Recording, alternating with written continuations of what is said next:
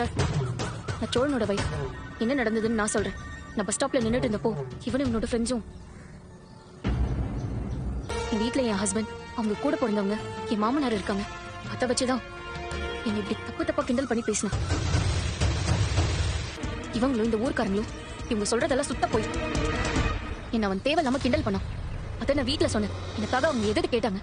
அவ்வளவு சொல்ல வைக்கல. என்ன மிரட்டுற ஆளு என் அம்மாவும் என் அண்ணனும் தான்.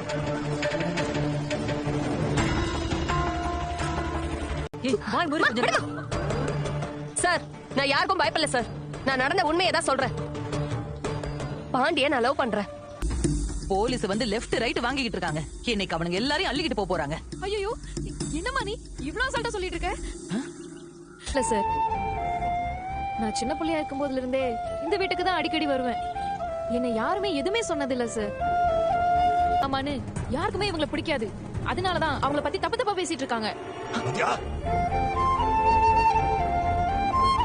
நான் வந்து சொல்றேன் சார், இவங்க போய் சொல்றாங்க. பாண்டி மேலயும் உங்க குடும்பத்து மேலயும் எந்த தப்பும் இல்ல. என் அம்மாவும் அண்ணனும் தான் தப்பு நான் சொல்றேன் சார். போட்டு அடிக்கிறாங்கன்னு என் அண்ணனுக்கு கை கால அடிபட்டு இருக்கிறதால அவன் அடிக்காம இருக்கான். இல்ல ரெண்டு பேரும் சேர்ந்து என்ன அடிச்சிருப்பாங்க சார். இவங்க குடுக்கற கேஸ் கோர்ட்டுக்கு வந்தா எல்லாரையும் கூப்பிட்டு விசாரிப்பாங்க. அப்ப உங்க பொண்ணுடைய காதல் விவகாரம் எல்லாம் வெளியில வரும். இதுல தேவையோ ஒரு கம்ப்ளைண்ட் கொடு, மத்தெல்லாம் நான் பாத்துக்கிறேன். சார், அப்ப நானும் கம்ப்ளைண்ட் கொடுக்கறேன். இவனை அடிச்சதுக்கு என் வீட்டு ஆளுங்க ஜெயிலுக்கு போகணும்னா என்ன தப்பா பேசும், ஜெயிலுக்கு போட்டோம்.